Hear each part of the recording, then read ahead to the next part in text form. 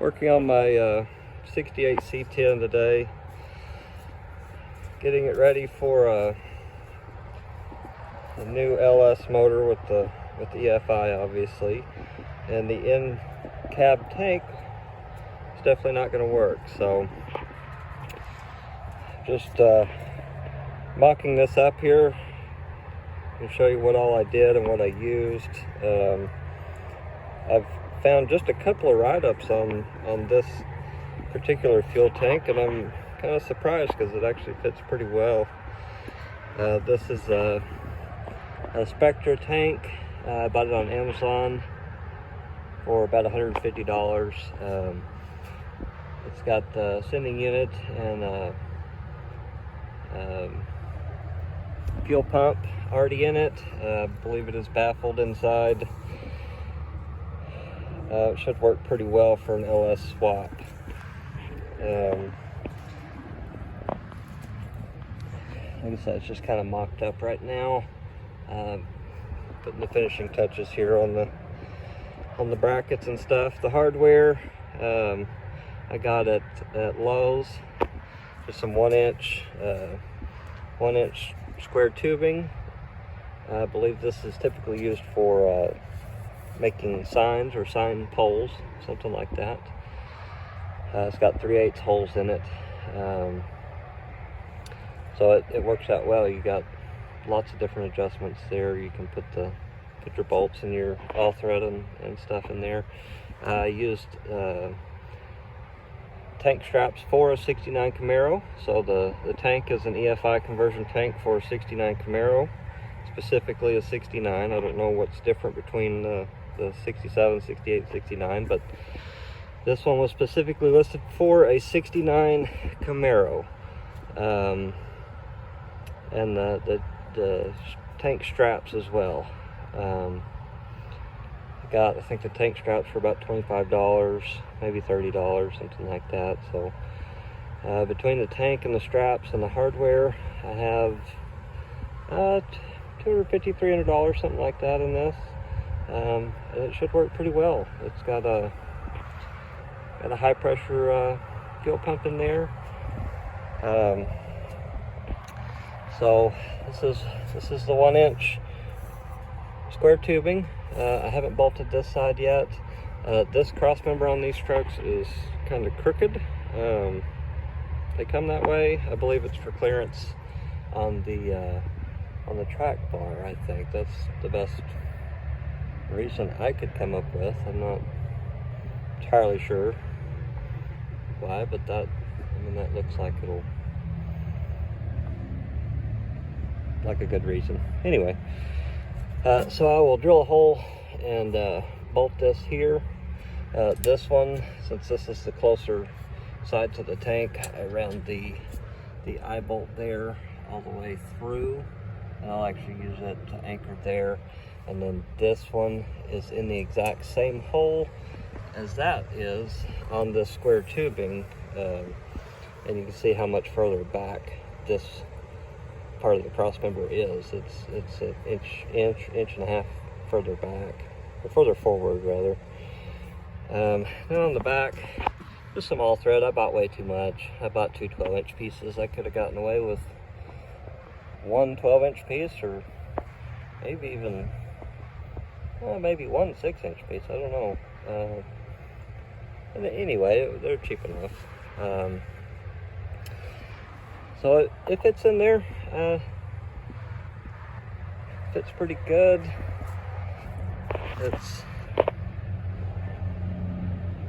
I'll take some better views of it here in a minute after it's completed. But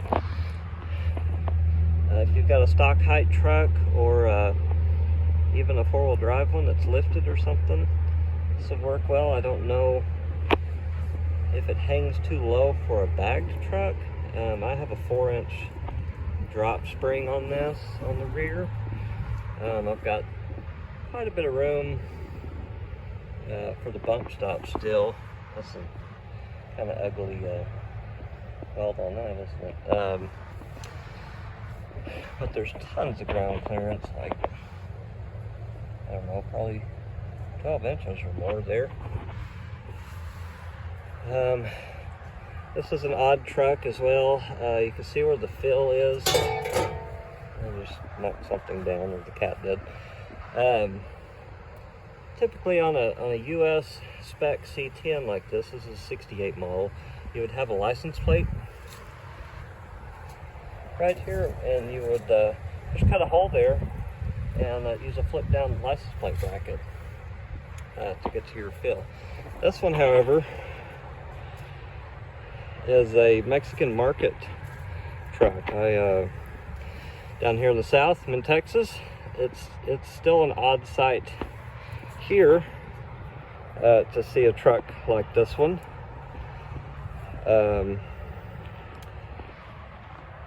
But it does have some different stuff. The rear bumper obviously is different. Let's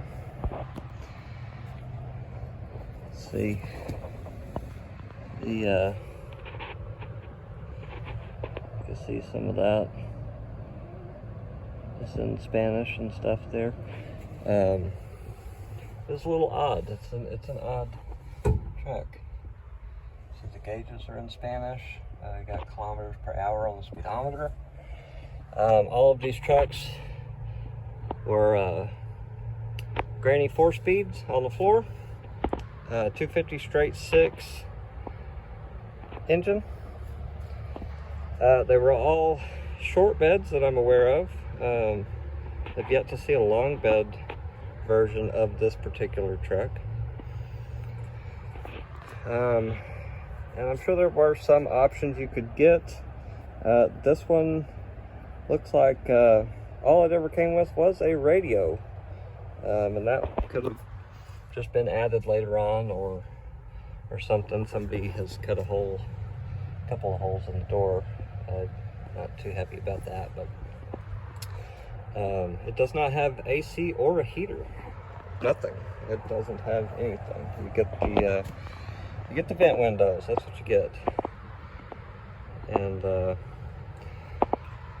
so I'll get this tank finished up and take a final video showing it all nice and mounted in there, and then I will take it off once again and pressure wash the whole back of this thing and get it cleaned up.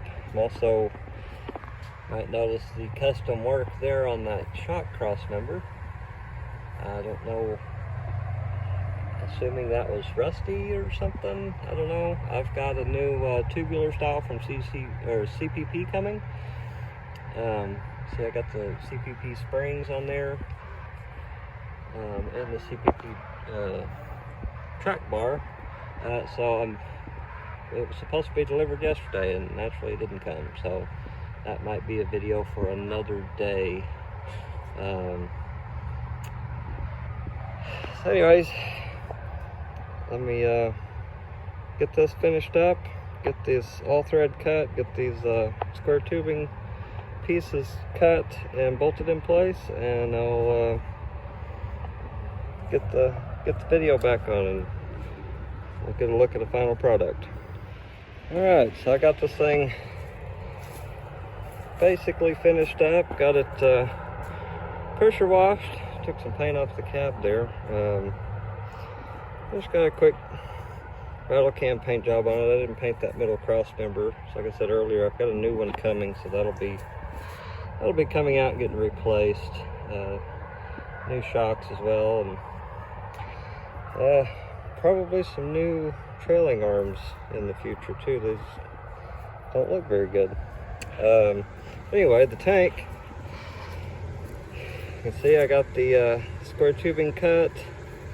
I bent this up just a little bit. It was actually already bent. I just helped it a little bit, got that bent up just a tad more, just to clear that filler neck. You see my all thread there on either side. I got it bolted through this rear cross member into there. It's kind of difficult to get a nut back in there, but I may weld that later on, but for now it's bolted. So you can do this definitely do this at home, just a drill bit, some hardware, and you know, if you don't have a welder, that's okay. I put a little extra. It came with this foam stuff on the tank already. I put a little. This is a piece of a strap. Whenever I get a ratchet strap that's too long, I always cut off the tail, and I keep it for a softener for things like this. It's just gave me a little bit more clearance here. It was a little tight with the 1-inch square tubing. They make this in 1 1/4 inch. Might be just a touch better, I don't know. Overall, it worked out pretty well. Also, these are 6-inch long eye bolts. You could definitely get away with a lot shorter one, maybe a 3-inch or a 4-inch to give you some adjustments.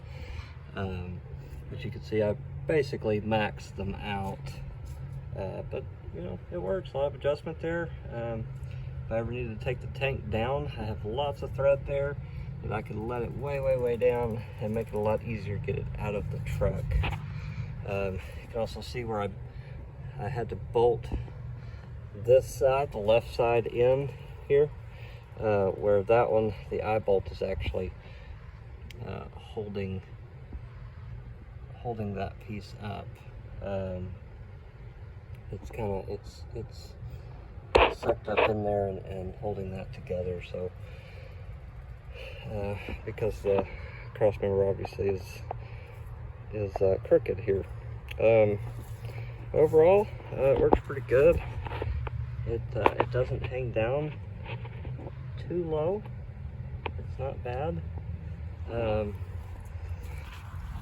You can see clearance all the way through there, right? It's the same on either side. I got some ugly stuff going on here. I don't know, weld or something that I'll grind off when I drop the tank, and before I install it permanently. But on this particular tank, the fuel lines come out right here. I was thinking I could probably just go up and through the frame there, or maybe bend them to go inside the frame. But either way, they come out in a place that works, so that's good. The only thing I got to do now is figure out how the heck I'm going to fill this thing. That's going to be a challenge, but you can see plenty of clearance underneath it.